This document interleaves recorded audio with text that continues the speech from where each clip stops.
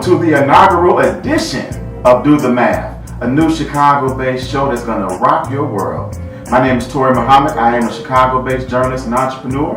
And I'm Janita Harris, divine, powerful creator and entrepreneur. And right now, we're pre-gaming from our green room before we meet with Dr. Wesley. Do the Math is going to be an amazing show where we analyze the problems in our community and offer real solutions that anybody and everybody can do. We go there with various people in different industries, asking them the serious questions about what their work does to contribute to our Black communities in Chicago. Today on this episode, we have religious scholar and acclaimed author Dr. Wesley Muhammad. So now we're about to play a clip, and then after that, join us in our studio as we go there with Dr. Wesley today.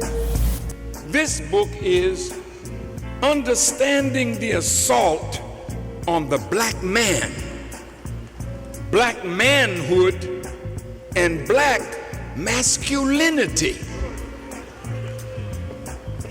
Do you know this rise in homosexuality and lesbianism and transgender and LGBT and Q? That's not an accident. Now, in this book, he highlights how the CIA was chemically treating young Black people through prisons, particularly, and making them, on one hand, super predators. Yes, sir. Yes, sir. It's a scientific experiment. Yes, sir. Yes, sir. So, President Trump, if you're going to bring your generals and your army into Chicago to kill our young savages, I'm sending this book to the White House.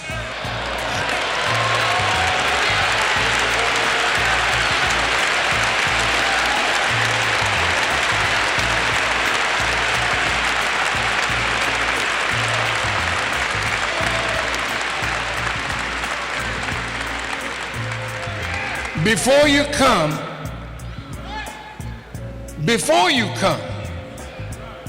read it. Give it to General Mad Dog Mattis and read it before you come.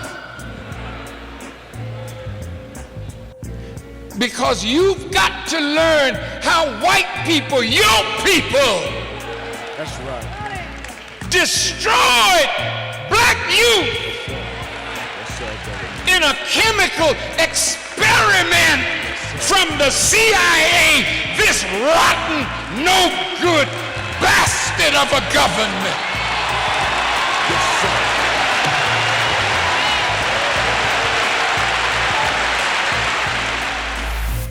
We have an amazing guest today. I've known him since we were both students at Morehouse College. And from day one, he's been a student, a researcher, and an incredible analyst. This brother shows focus, intelligence, and dedication. And most importantly, what I love about him is that he loves Black people. You've seen him on Vlad TV. You've seen him on The Breakfast Club. You've seen him teaching from Mas Mariam. And just in that clip, you saw him being embraced by the Honorable Minister Louis Farrakhan. He's a man who loves our community, and the man of God loves him, and he loves the man of God. We are so excited to have Brother Dr. Wesley Muhammad here on Do the Math. Welcome. Welcome. Thank you, Sister Janita. Thank you, Brother Tori. I am tremendously honored to be here with you. I very much look forward to the dialogue, the conversation. I'm most honored. Man, absolutely. You know, we've been listening to the news. We've been watching the reports. We know the ADL has been speaking about you. We know that there are certain members of the nationalists and the African studies community who have issues with you.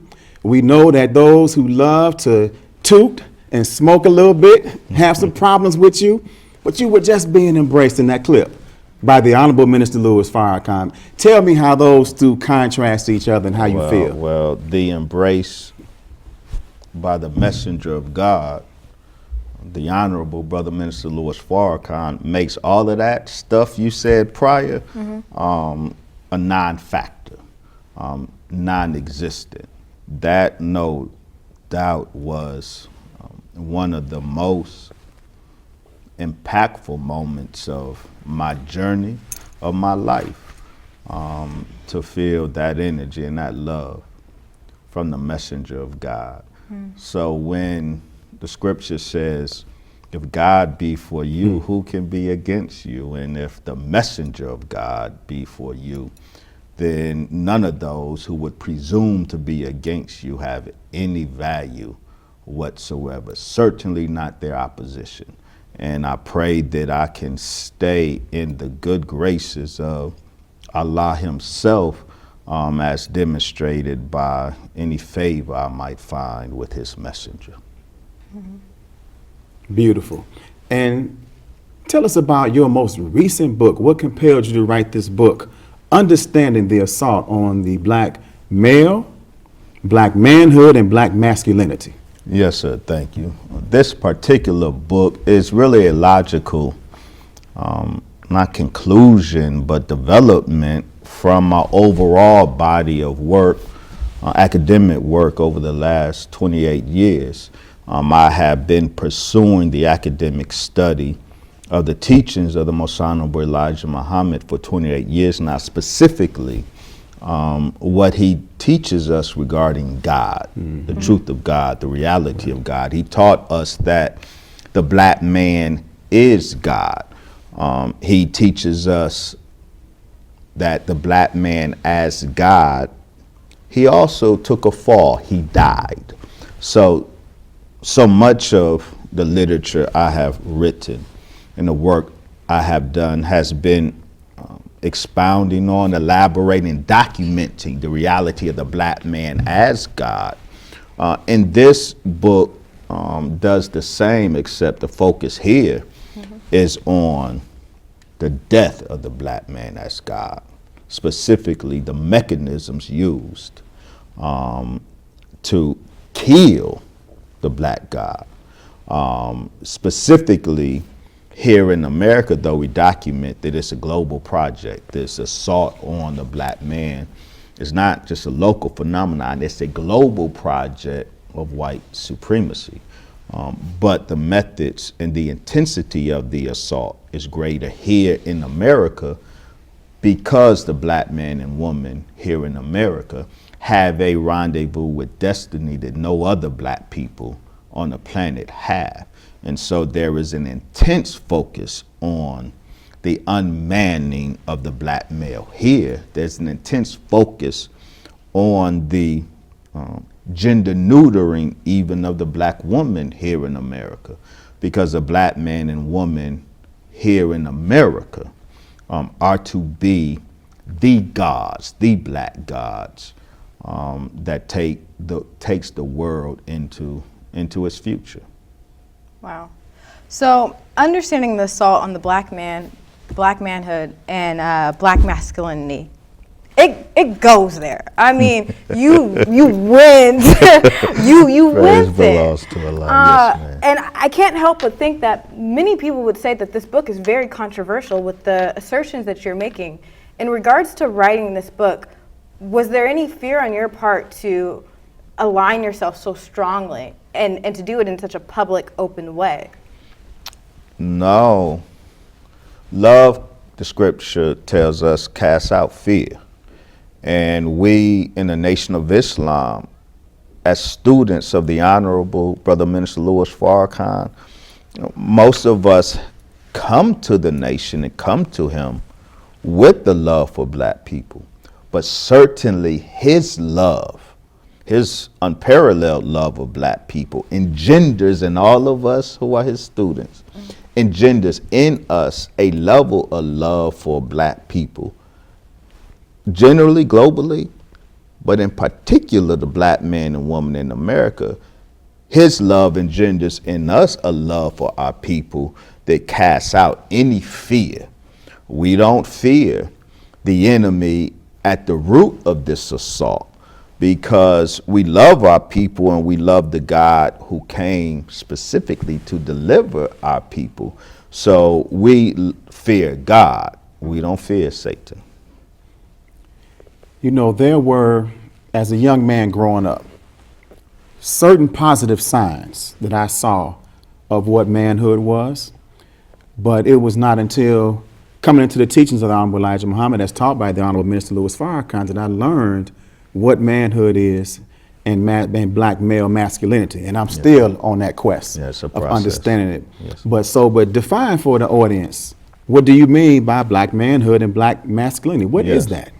That is very important. Black manhood is black godhood. This is why this book is a natural development out of my 28 years of work on the black God, the study of the black God. Because black manhood is black godhood. One reason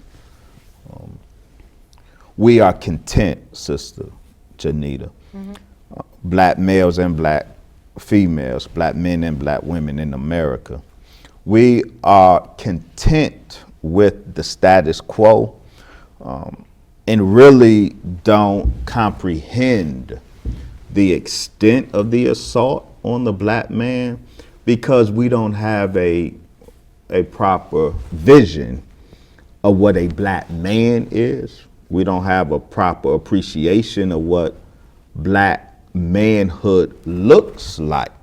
So for example, this is the only reason it could be acceptable either for black men or black women for a black woman to keep her man, to take care of her man, which is a phenomenon in the black community. Black men think they're pimping, the whole pimping ideology bespeaks or illustrates how skewed our perspective of black manhood is. No black woman should be comfortable taking care of her black man. No black man should be comfortable being kept by his woman. But because both of those have been normalized to such an extent, that's an illustration that we don't know what black manhood is. So black manhood is black godhood, and God is a being of power and force. So black manhood, by definition, has as one of its signatures power and force. But the so-called Negro male in America totally lacks power. And the so-called Negro woman in America is very happy with his absence of power, unfortunately, in the home, in the community. And so we are content with the status quo. We are happy with the normalization of disempowered black men because we have no concept of what black manhood is. Black manhood is black godhood because the black man is God and God is a man, in particular a black man. God himself is the example of what black manhood is. You want to know what black manhood looks like? Pick up your scriptures and study how God comports himself, how God is represented in scripture, and then you'll have a clear vision of what black manhood really is. Right. So that makes me think, as I listen back to what you just said, I have to ask, can we define blackness? Can we define what it is to be black? Because we are living in an age of Rachel Dolezal's and transracial, which isn't real, but many people are arguing that transracial is real. So who is legitimately black? Are we using the 19th century 1/8 rule, Jim Crow era? How exactly are you defining it? Black is the origin. And because black is not a color, Sister Janita. Black is the essence from which all color comes. So we can very easily define who is black by identifying that genotype from which all other genotypes are capable of coming forth. And that genotype, the original people of the planet have a particular genotype, whether they have a jet black phenotype as some South Indians, or whether they have a more brown genotype as phenotype as West Africans. Two different phenotypes, but both genotypes have a dominant gene and recessive gene, which give both original peoples the genetic ability to produce every people, every race on the planet Earth. So both the jet black South Indians as well as the brown West Africans, both of those are black, though phenotypically distinct, but genotypically, their genotype represents them as the original people on the planet Earth. So blackness is not so much color, blackness is originality. The original people of the planet Earth are the essence from which all other people come. And we can trace that quite easily through genotype, even though the phenotype may be diverse. So listen, we're going to take a quick break and we'll be right back. The fact that the inaugural patient of this 1965 sex change program was a black man is not an accident of history or of circumstance, because this transgender surgery had a social agenda. The press referred to this social agenda as, quote, social reform through sex change surgery. We go now. Social reform through sex change surgery. That means that so-called antisocial behavior and petty criminality, such as the civil disobedience of the civil rights agitators and the rioting of the inner city black males, can be corrected through sex change surgery by chemically and surgically turning men into women or pseudo women. And so there was even an arrangement in some cases where instead of sentencing someone to jail, a judge would sentence them to sex change surgery. This is probably why Johns Hopkins had to get court clearance to operate on Avon Wilson. And remember, it was Johns Hopkins University who in 2015 conducted a $400,000 study of the satisfaction levels of adolescent black boys sodomized by older men for the first time. See what I said? The National Institutes of Health gave Johns Hopkins a grant of $400,000 to study how satisfied adolescent black boys, how satisfied they were with their first sodomy experience from an older man. And what was the purpose of this sodomized an adolescent black boy program? What was the purpose? The point was to help make the black community more accepting of homosexuality. Johns Hopkins has been and continues to be a key institutional player in America's demasculinization of the Black Man Project. This study, if you can call it that, this ugly observation and undertaking by Johns Hopkins University. Talk a little bit about how evil it is for that to be conducted at an institution of quote unquote higher learning? Not just any institution of higher learning, but for a long time and probably still today, Johns Hopkins University was among the leading medical institutions on the planet. Johns Hopkins University Hospital in particular.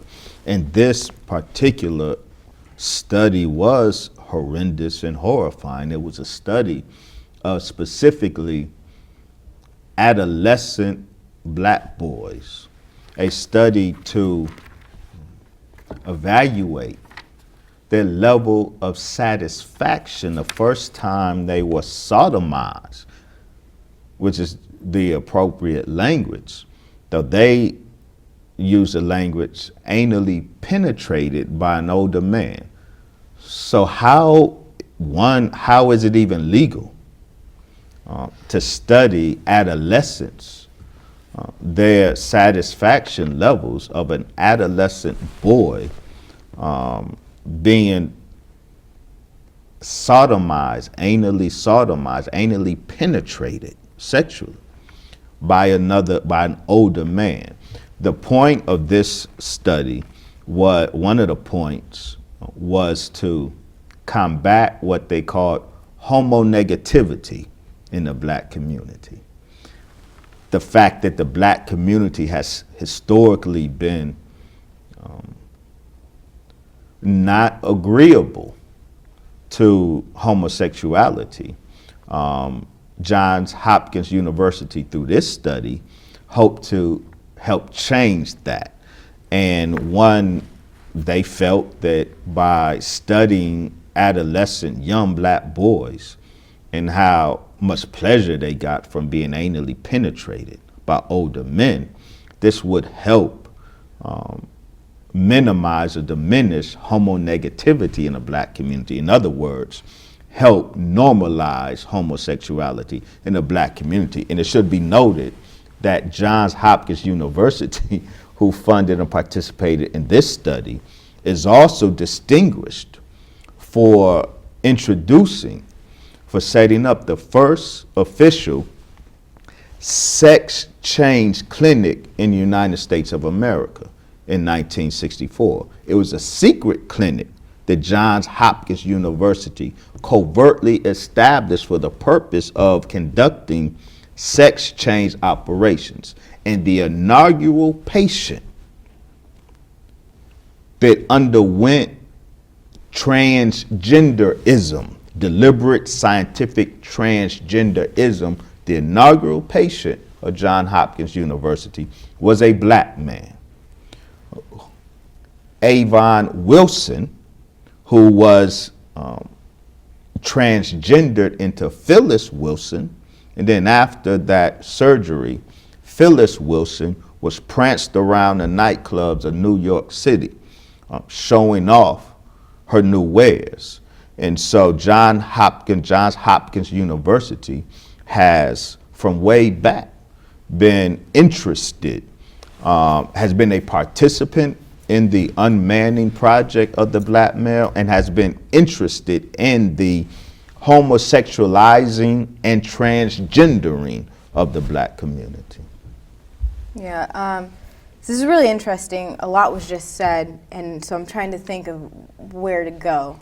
I think first it's really interesting when we look at the roles of institutions as a place where young black individuals are like, I'm coming up in life. Yes. And then the history in which institutions say, oh, you're going down in life. That is right. That is right. And the parallel that exists between that, I think it's really shocking, because there were other ways in which these brilliant minds could have came together to normalize homosexuality within the gay community, or within the black community, I mean. And we're talking about rape, we're talking about pedophilia. Yes. There's a lot that's going on, and it's the legality and the ethics of it. It's mind-blowing that their research got passed and got approved, and children are a vulnerable subject matter. So to even get your research approved for that, you have to go through an even harder process, you know? Because the assault on the black man is not to be viewed as an individual, such as Officer Darren Wilson, who would shoot down a brother, Michael Brown. The assault is institutional. The most insidious aspects of this assault is carried out institutionally. Now, the lack of ethics regarding this particular study, no, it would not pass an ethics evaluation if the adolescent boys were white. But as we read from, for example, in the important book, Medical Apartheid, U.S. ethics boards routinely approve horrendous studies to be carried out on black children that by law could not be carried out on any children, and certainly would never, there would never be the desire to be carried out on white children, but they are approved for black children. In fact, as we documented, some of these studies, such as a Columbia University study, a serotonin study, that assaulted the mind of young black boys. In the proposal for the study itself, it was specifically said white boys were excluded from the study. Yeah. And this was an horrendous assault on the mind of young black boys, the intent being to study serotonin levels, because this brain chemical serotonin is so important and is appropriately, I guess one can say, a target of so many of the mechanisms of this assault, this brain chemical serotonin in black boys. But this particular study conducted by Columbia University, the proposal specifically excluded white boys from being eligible for this study. So yes, Sister Janita, the medical establishment, the psychiatric establishment, black bodies are the playground, not just the guinea pig, the lab rat. Young black people in particular, our boys and our girls, are the lab rat of the medical and psychiatric establishment, but even worse than that, the playground. Because some of these horrific studies, even though they would never be approved by a legitimate board of ethics, their purpose, some of them, is not just to advance science. It's to play with black life. It's to tailor black life, to experiment, to play with how we can tailor-make the biochemistry of black people, tailor-make the psychology of black people, tailor-make the genetics of black people. So yes, this is a very horrendous scenario, and the John Hopkins criminal study is the tip of the iceberg. And what you suggest in the book, the idea for these kind of studies don't start here and rise up, but they start at the top and are sent down. Spiritual wickedness in high places. So the victims of this bioengineering, as a black person, we face being invalidated. Then as if you're transgender, you're gay, you're lesbian, in many circles, even though it's growing in acceptance, there's invalidation. So now this individual Except no. I would have to argue that point. Not to be argumentative, but because it's very germane. In 2012, Princeton University scholars documented the reality of gay black privilege in this country. They documented the study, determined that it was an evaluation or a study of salary grades given by corporate America to four demographics: straight white men, homosexual white men, straight black men, homosexual black men.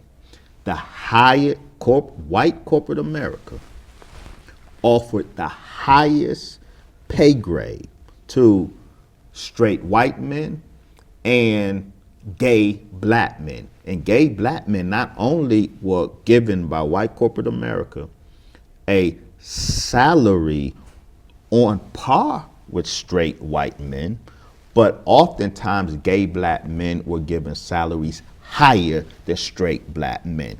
The lowest paid were straight black men. Straight black men are penalized in this society. Gay black men are privileged in this society. So we have to be real clear. We have to nuance our discussion now.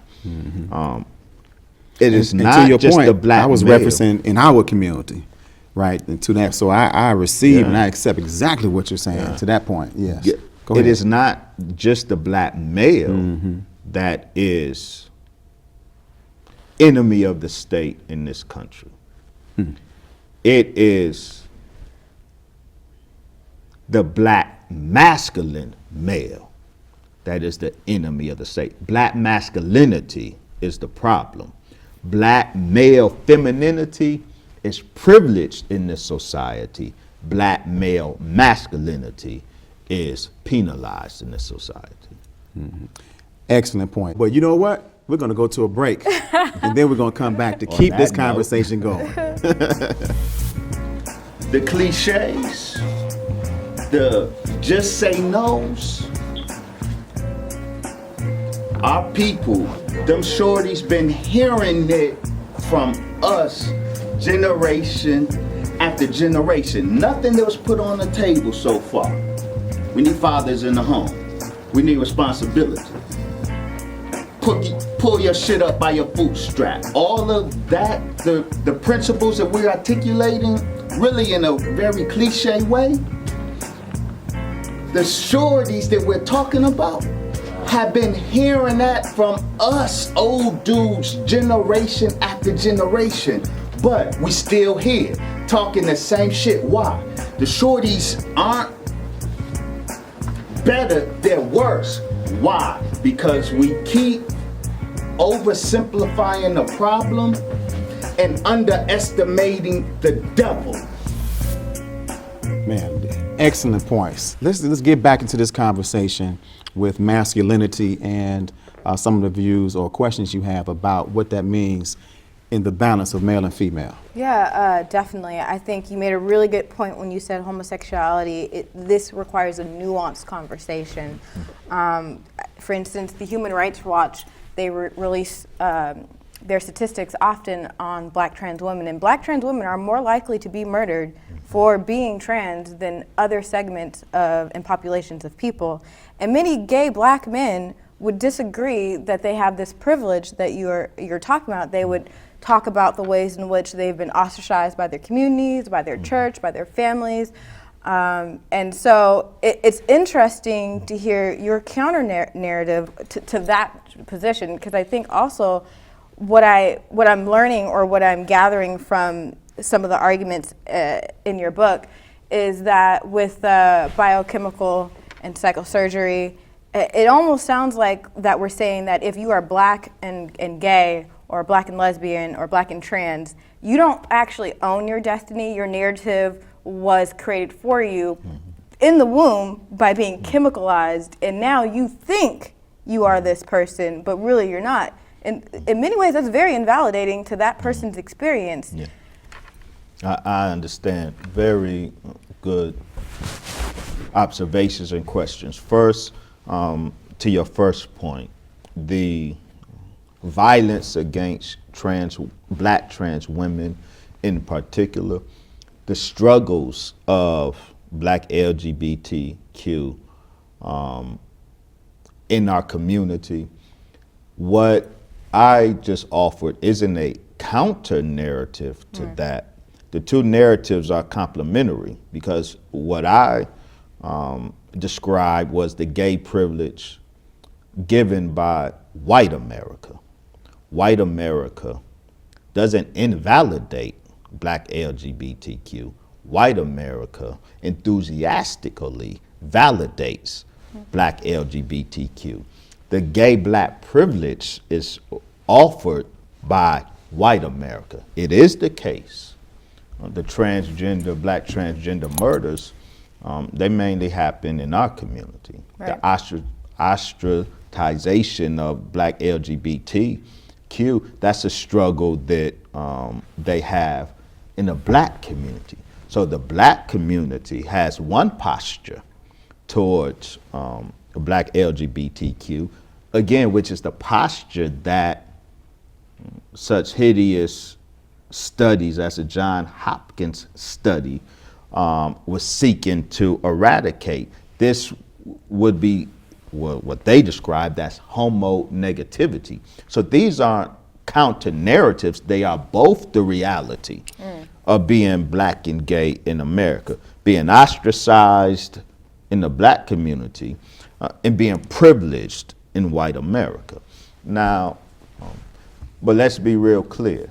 We who follow the Honorable Brother Minister Louis Farrakhan, we are unequivocal in our position on homosexuality. We do not endorse or accept homosexuality.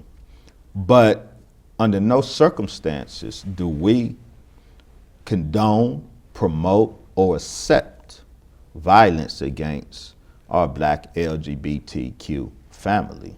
We do not seek to invalidate their humanity. We affirm the humanity of our black LGBTQ family. A black gay male has no less humanity than I, as a black straight male, have. His humanity, or a black lesbian, her humanity is as important in the sight of our God as my humanity is. So we are not an advocate of of violence towards our people who may be LGBTQ. We are not an advocate of the dehumanization of our people. What we are documenting, it could be said, and it has been said, that what we are revealing invalidates a black homosexual, because we document the scientific spawning of the black homosexual phenomenon. Well, we don't invalidate or deny their ownership of their destiny, of their future. That is totally in their hands. We are shedding light on origins. And it is not that we claim every black LGBTQ is a result of a science experiment. We have said that of the 1 million black LGBTQ, according to the 2013 Williams Institute report, there are 1 million black LGBTQ, 200,000 transgender. We, according to 2012 Gallup poll, Sister Janita, the largest percentage among blacks, whites, Asians, and Hispanics, the largest group percentage-wise that identified as gay were black.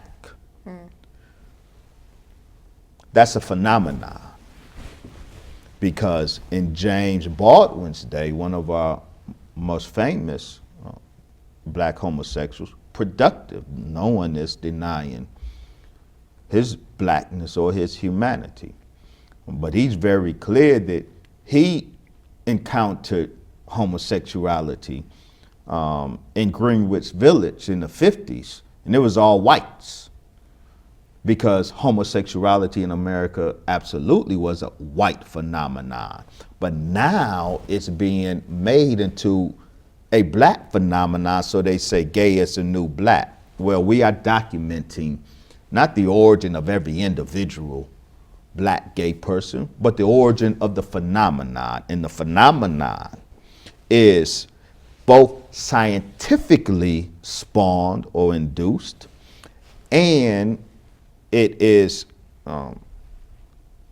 increased or advanced through propaganda. So some black LGBTQ, it is not that they were scientifically pushed into that direction, but through the propaganda mechanisms of this country that seeks to normalize homosexuality in the black community, especially among the millennials. The greatest increase of the growth of homosexuality in this country, the single greatest increase is among the millennials.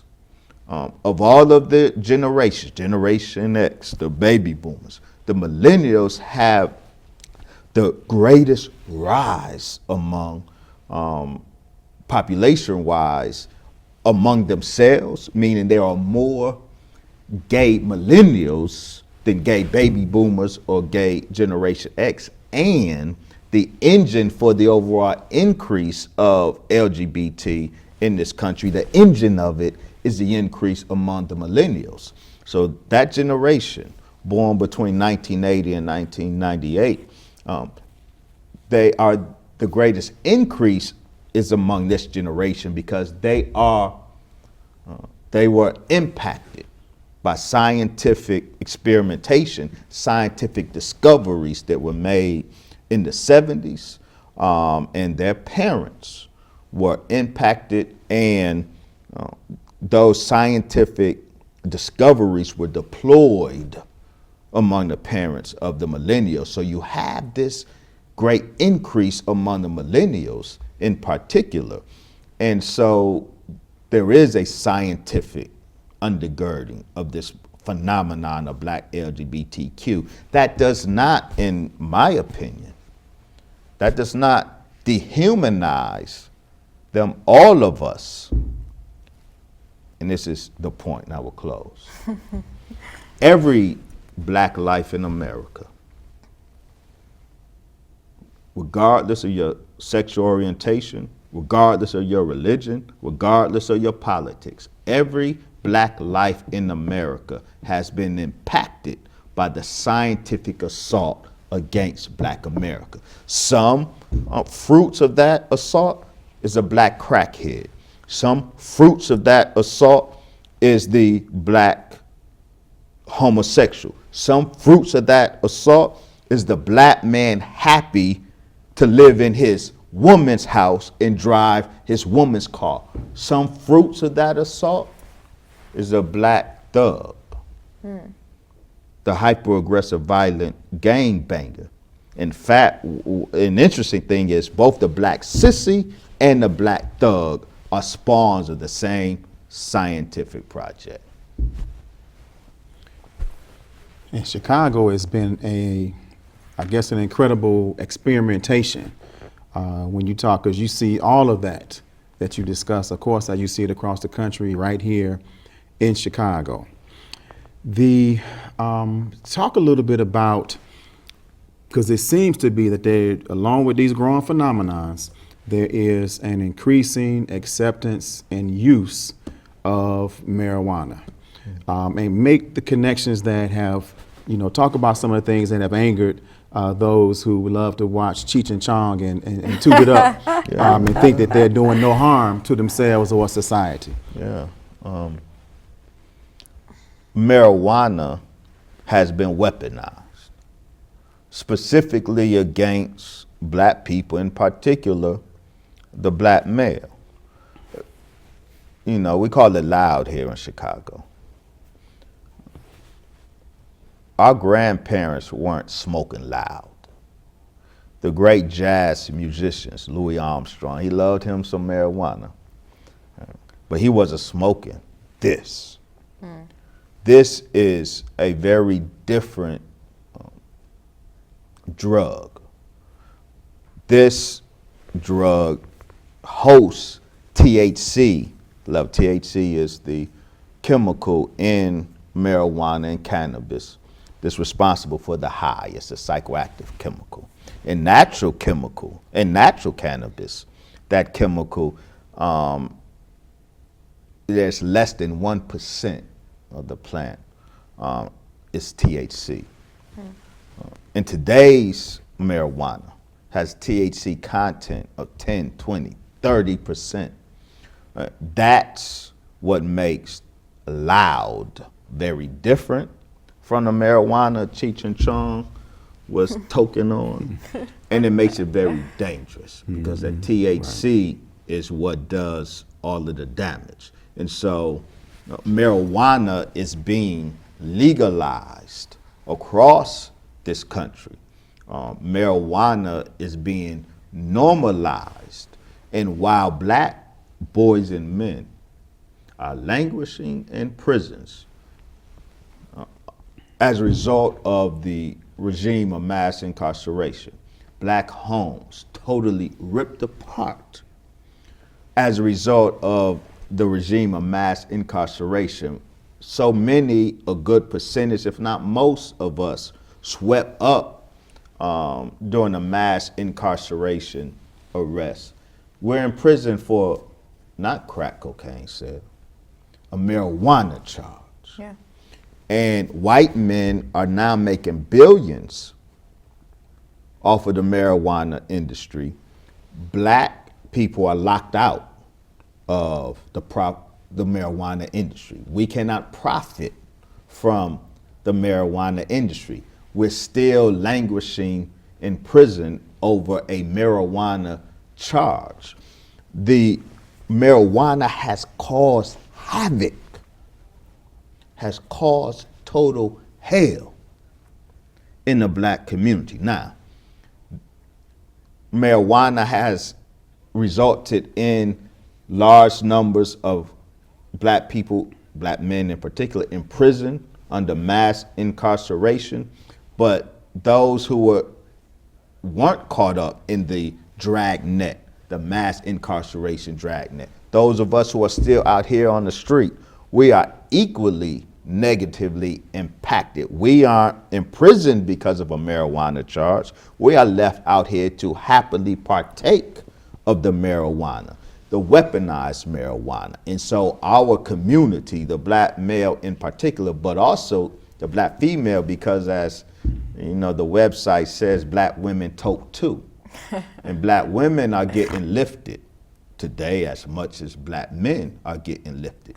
And this weaponized marijuana, it masculinizes the black woman. As it feminizes the black male, it masculinizes the black woman. This enhanced THC, it elevates in the male, the black male in particular. It elevates estrogen levels, the female or feminizing hormone. It elevates estrogen levels in the black male and diminishes the testosterone levels in the black male. The testosterone being a masculinizing or male hormone. It does the opposite in black women. It diminishes the estrogen, the natural estrogen levels of women, and it increases the testosterone levels in women. So with marijuana alone, you have gender neutering in the black community. Through this marijuana, we have straight gender neutering reminiscent of the gender neutering during slavery. The slave masters deliberately denied gender expression from both the male slave and the female slave. The male slave had to wear a dress.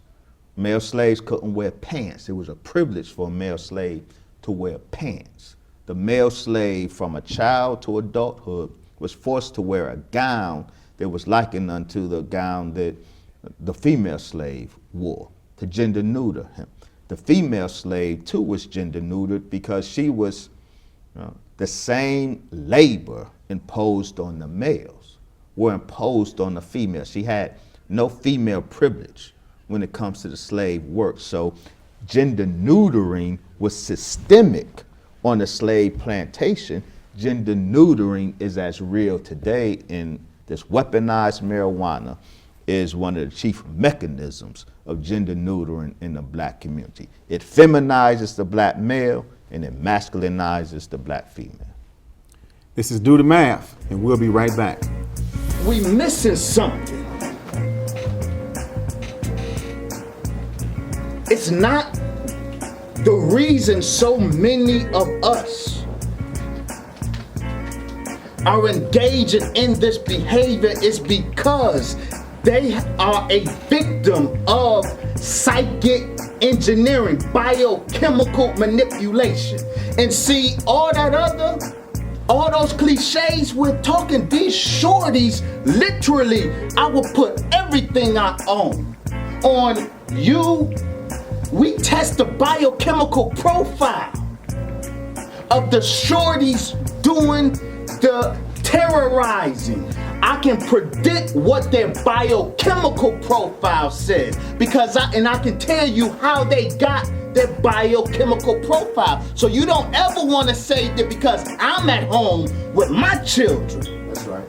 that they can as easily be at home with their children, because I will check your biochemical profile and his biochemical profile, and I promise you there's a difference. So the question is, how did all of these shorties get the biochemical profile that literally compels them to aggression? Talk a little bit about how we combat this biochemical makeup in our youth and in ourselves so that we can reclaim black man, manhood, and masculinity. And black womanhood and black femininity. Well, really, that is much easier than one might assume. We spent a full book, this is 400 some odd pages, and this is volume 1, detailing the various mechanisms of this assault, both scientific, political, economic, cultural, religious assault on the black man, black manhood, and black masculinity.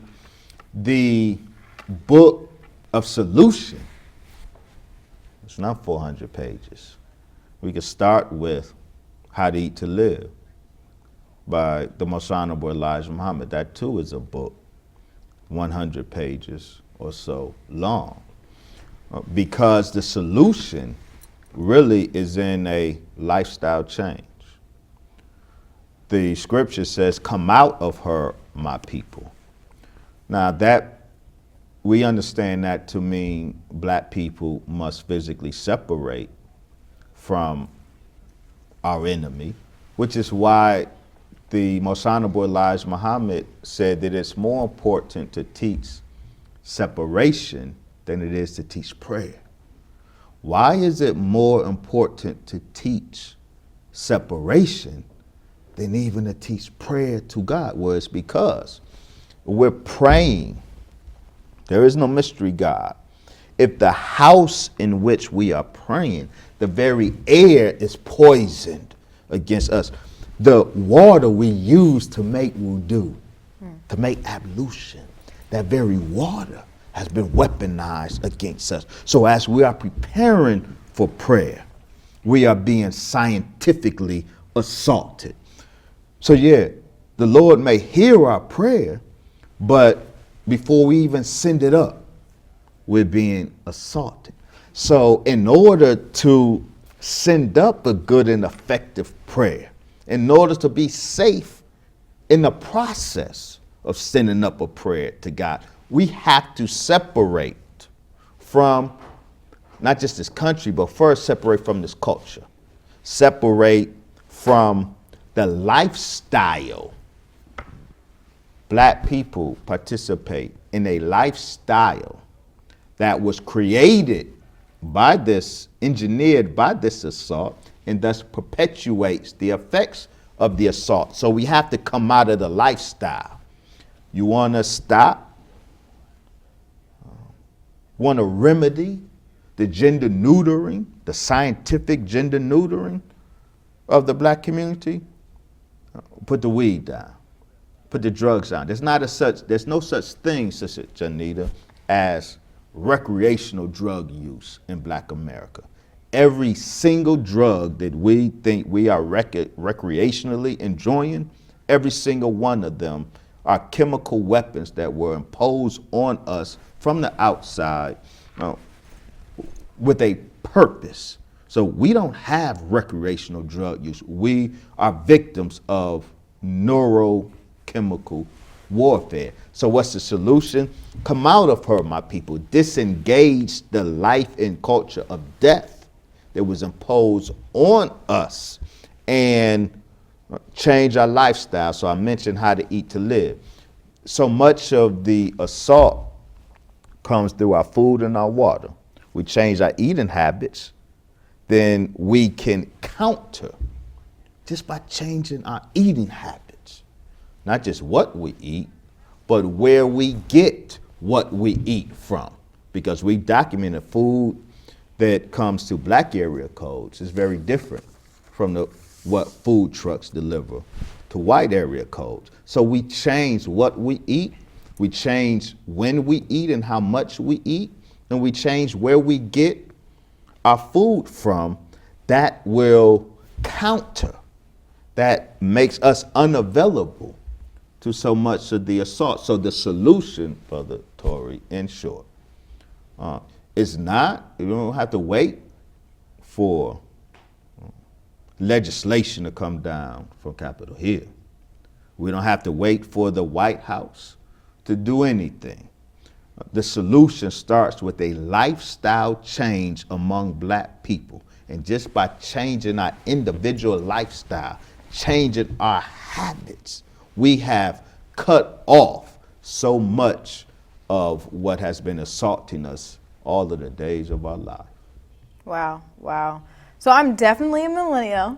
Yes, you are. 90s baby all day. Bless you. And as a millennial, like, you know, we like to be heard and we Yes, like to be ma'am. included Yes, in the ma'am. conversation. And Yes, so when ma'am. I think about solutions, what if, since you said that the highest demographic now who identify as LGBTQ are millennials, what if the solution is not to change the lifestyle and it's for everyone else to just accept that this is the movement, if that makes sense? Well, yeah, it makes very much sense in the American context because that's very American. Indeed it is. By which I mean very white American. Because this is the country where the ideology is, if God says thou shalt not do, the problem isn't with those that do what God said thou shalt not do. The problem is with those who insist on what God said thou shalt not do. This is the country where the ideology is do whatever you want.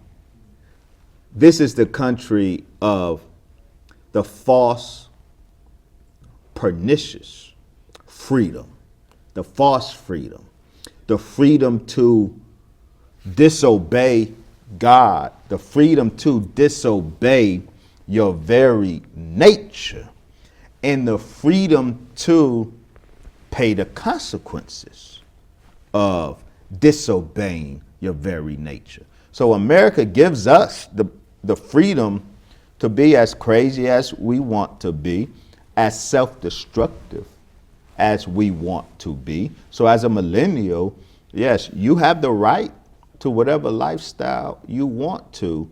And America says that you are right to impose your desire over the prescriptions, not just of God.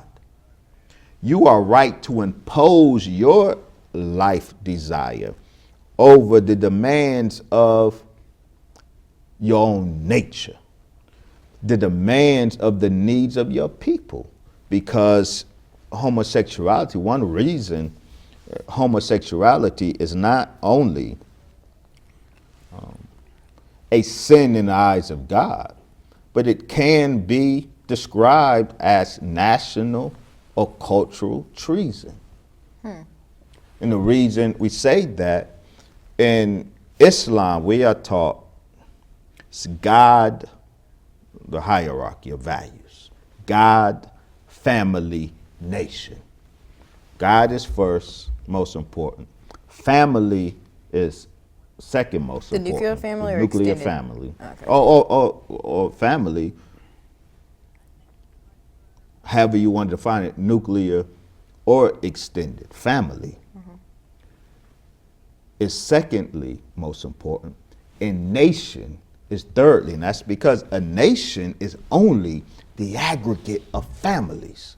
So in Islam, the greatest penalties are against those actions that violate family, because if you violate family, you destroy the very basis of the nation, of nationhood. So God is perpetuated through family, through lineage, through nation. So all of that, which is contrary to the interest of the growth of family and the growth of nation, is anti-nation and treasonous. And you cannot get, not you, dear sister, if we were successful in normalizing homosexuality, if we were successful in normalizing and making homosexuality totally acceptable to the black nation, that is the beginning of the end of the black nation, because there is no perpetuity with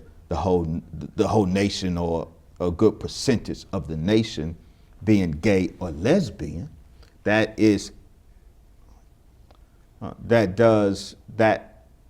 disrupts, it inhibits, it prohibits the proliferation of families, and so it inhibits the growth of nationhood. But you got the freedom to do that in America. America says, go ahead. We're going to take another quick break, and we'll be right back with more Do the Math. The problem ain't philosophic. The problem is scientific. And so the solution is scientific. Look, you talk about, and see, when we say the science, Islam is the science of everything. Like, I ain't up in here with a bow tie. Ain't no bow ties up in here. We ain't in the mosque. You mentioned messaging, Cap. The messaging is critical, and I submit the reason the young brothers, from a young brother's perspective, straight gone. They ain't trying to hear shit y'all trying to say, is what they saying. But word is bond to Allah. If I could bring up on my phone all the young G's that inbox me saying I stopped smoking weed. Now weed is the god of the nigga. The weed culture got its grip on our people. But talking about messaging, see, the young shorties, they do understand science. We underestimate them because they responding to the message, and I got case after case of brothers and sisters saying, I stopped smoking weed cold turkey because of you. Our messaging is critical. And it's because it's not a philosophic problem, it's not an ethical problem, it's not a moralistic problem. So we come to them on some moralizing shit. They don't want to hear what we got to say. We come to them on some ethical, on some cliche shit. They don't want to hear what we got to say. It's a scientific problem, and they understand science. We underestimate the young guys. They understand that shit, and they responding to it. But because we don't understand the problem, we want to oversimplify the problem. There you go. And so we come to them with oversimplified solutions, so the shit just get worse and worse and worse. And the whole time our enemies sitting back, checkmate, niggas. I think it's more of a spiritual problem. Checkmate. mate. Woo! So you're highlighting some clear solutions, right, on what can be done. Put down the weed, pick up how to eat to live, and change the lifestyle. Paint a bigger picture for us of what happens when we focus on God, family, and nation, and our community is able to see the benefits of that kind of activity and separating. Yeah. And allow me to drive the point home, especially in the light of the last clip we saw. When we say the solution is change the lifestyle, understand that the whole objective of the assault has been what they call behavior modification. Scientific behavior modification, and they discovered that you can control, remotely control, an individual's and a population's behavior by manipulating environmentally their biochemistry. It's a scientific process. So behavior, lifestyle, is impacted by our biochemistry. What we do, how we do it, what we are disinclined to do, what we are inclined to do. That is all impacted by our biochemistry. And our biochemistry can be manipulated by environment. Our biochemistry can be manipulated by food and water. And so by manipulating our biochemistry, that manipulates our behavior. The lifestyle change that is prescribed for the black man and woman in America by God himself, who came in a personal master, Farad Muhammad. The lifestyle change that is prescribed, it has the prescription, that's a medicine. It has the effect of changing the biochemistry. So we say, follow how to eat to live, not for ethical, religious, or moral reasons. We say put down, don't eat pork, not for ethical, moral, or religious reasons. It's because the food restricted in how to eat to live, starting with pork. We consume them, they have distinct effects on our body, have distinct effects on our biochemistry. And by affecting our biochemistry, it affects our behavior. And so you stop eating bad things, not for moralizing reasons, but for very scientific reasons. You put the weed down not for moralizing or ethical reasons, but for very scientific reasons. We change our lifestyle from the life of death, meaning a life that perpetuates death, to a life of life, a life that perpetuates or puts us in a position to have life and life more abundantly, because these are scientific processes. So I wanted to clarify that, to emphasize that point, that the solution as a problem is scientific, the solution is scientific, and lifestyle change will produce scientific results. Excellent. Well, I did have another question, but I know we're also running out of time. But when I was reading Understanding the Assault on the Black Man, Black Manhood, and Black Masculinity, it made me think of embryo adoption. Are you familiar with that? Vaguely, in terms of adopting embryos for infertile women adopting embryos. Is that what No. Oh, So in 2016, there is a white couple. I believe they were from Mississippi. I could be wrong about their exact geographical location, but they had adopted two black children, and they decided that they wanted to have a natural child. But considering they're two black children, they said, hey, we don't want to alienate our children, but because we're both white, our child would obviously be white, we're going to adopt black embryos. So they ended up adopting black embryos and had 3 black triplet girls, which was a 4% likelihood that this would happen. But it made me think, when I read about it a couple of years ago, I was like, oh, that's really interesting, because this could be seen as that love transcends race. Or when I read this, it could be another case as an assault going even deeper, the plot thickens. But I mean, what are your thoughts? Well, the first thought, thank you for clarifying. I was not aware of this phenomenon of embryo adoption.